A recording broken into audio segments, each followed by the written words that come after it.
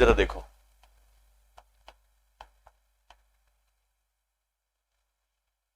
इस यूएस के साथ हमने क्या किया, बायलैटरल टाई, ठीक, यानी हम इंगेज, और उसमें भी एक क्लॉज हमने डलवाया है, प्रेफरेंशियल मार्केट क्लॉज, यानी प्राथमिक बाजार पकड़। प्रेफरेंशियल मतलब जैसे शादी में कई लोग आते हैं, शादी में कई लोग आते हैं, लेकिन जैसे मान लो फॉर एग्जांपल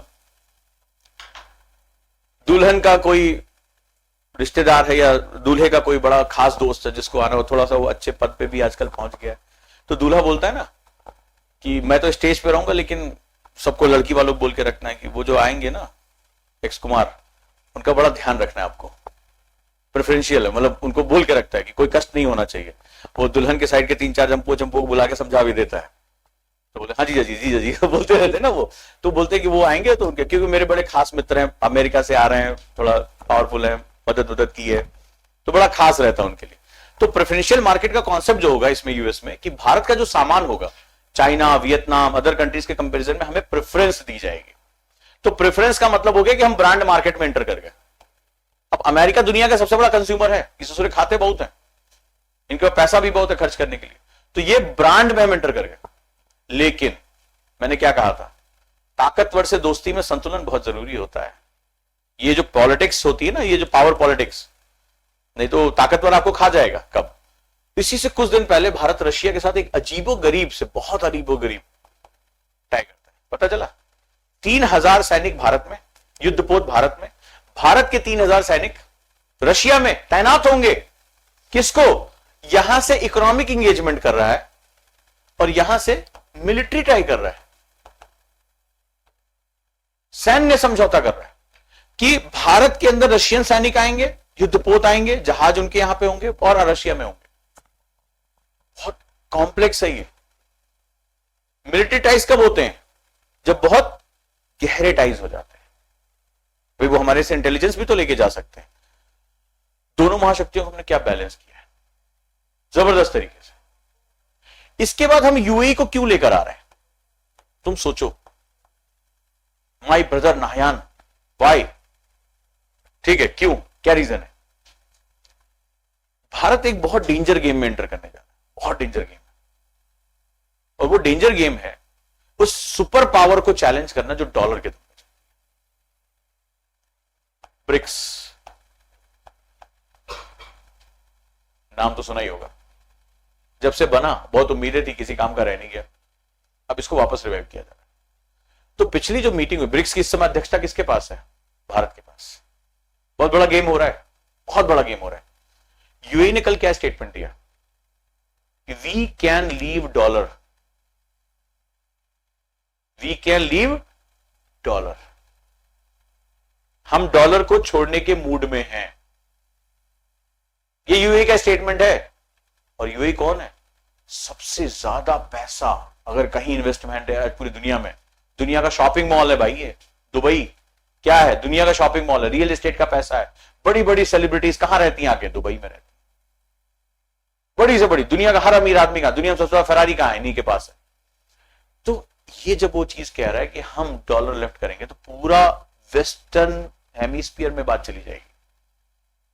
और ये कह रहा है या तो हम भारत या हम चाइना की युआन एक्सेप्ट कर सकते हैं। और ऑलरेडी दो लोगों के पास ये पावर है, ठीक है, इंडिया के पास और चाइना के पास ये पावर है कि वो अपना अपना पेमेंट गेटवे लेके चल सकते। क्योंकि अमेरिका के पास है मेथड स्विफ्ट का, इनका जो वर्ल्ड क्लास का सिस्टम है जिससे ट्रांजेक्शंस होता है स्विफ्ट का होता है।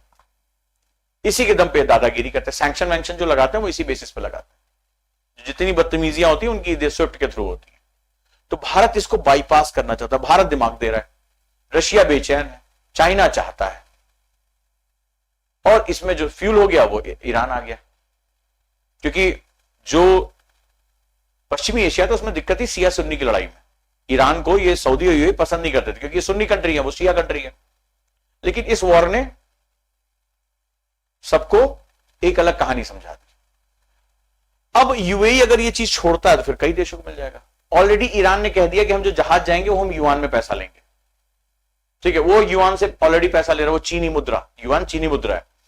चीन को यहां पे जबरदस्त बेनिफिट मिल रहा है। भारत ने भी अपना पेमेंट गेटवे बना रखा है, ठीक है। इधर ब्राजील ब्राजील में जो उनके राष्ट्रपति हैं लुला डी सिल्वा, उन्होंने स्टेटमेंट दे दिया कि ये क्या पागलपन है, दुनिया ट्वीट से चलेगी क्या। बहुत गंदा स्टेटमेंट है। बोला हमें कोई नया तानाशाह नहीं चाहिए कि सुबह उठ के ट्वीट करता और दुनिया पागल हो जाती है। हम चाहते हैं कि अब कोई डिक्टेटरशिप ना आए। तो ब्राजील ऑलरेडी भारत के साथ आकर खड़ा हो गया। अब अगर हमने अपना पेमेंट सिस्टम बना लिया, जो नहीं बनाने देगा, डर्टी गेम शुरू होगा, सीआईए किलिंग शुरू करेगी, असैसिनेशन शुरू होंगे।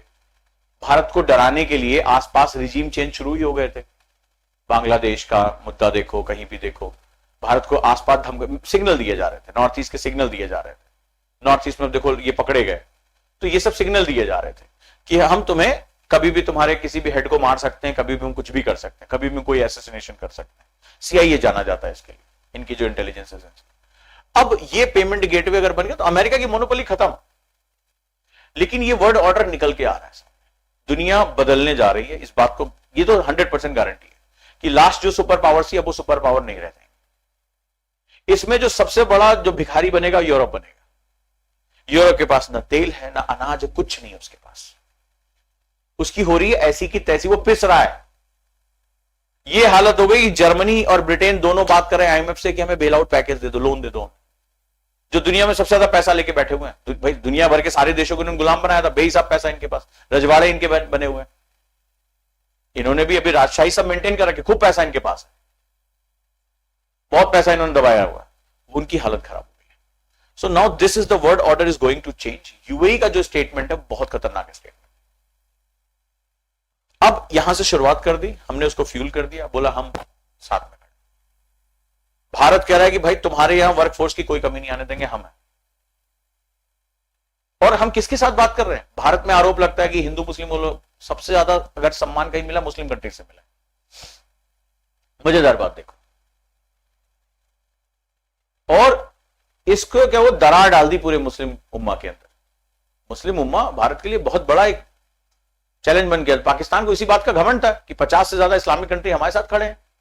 वो हमें जब देखो तब धमकी देता था, जब देखो तब कुछ ना कुछ हमारे खिलाफ नोटिस डलवा देता था।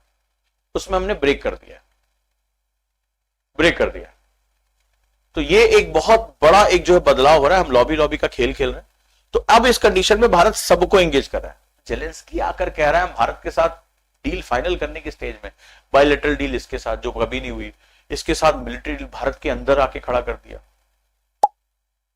कि अगर कभी कुछ हुआ तो हम एक दूसरे के साथ डील करेंगे।